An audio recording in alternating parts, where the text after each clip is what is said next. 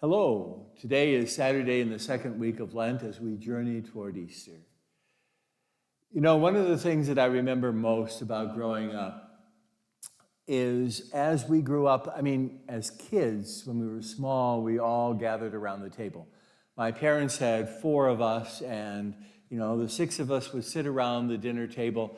We always waited until my dad got home, whether it was at 5:30 or 7:30. We always waited for dinner until he came home so that we could eat together. But then as my older brother and sister and I got older, we kind of scattered. And so, there were times that my brother had practices or games or things after school. He had a job. My sister, same kind of thing.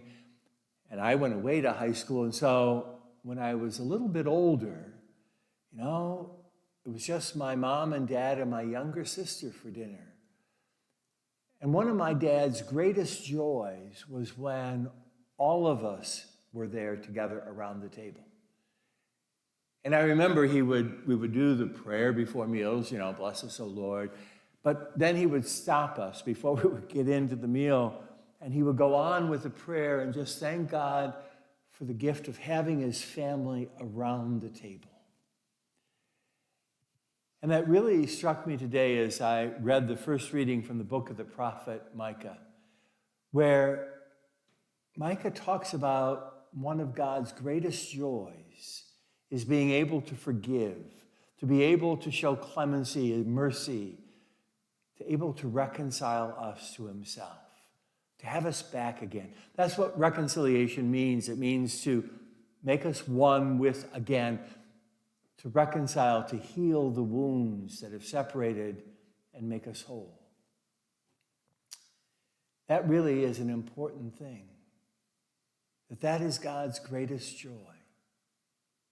That's why the Lord Jesus came into this world, was to reconcile us.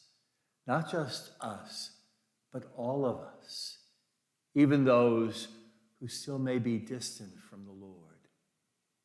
Today in the gospel, we hear the story of the prodigal son, and we think about him, especially the great joy that the father had when that son came home, and he was able to embrace him again in love and mercy. But there's also the other son who, he was jealous of his brother, who was resentful. He was there, but he really wasn't one with his father. And so it makes me think, what is it that I need to do today? What is it that I need to turn away from? How is it that I can bring joy to God? By truly turning to him and asking for forgiveness and bringing his life joy. Today, you and I are called to look at ways that we can be joy to our Father in heaven by turning to him in love, to be truly reconciled, to become truly one, to give up the resentments and the anger and whatever it is that separates us from God.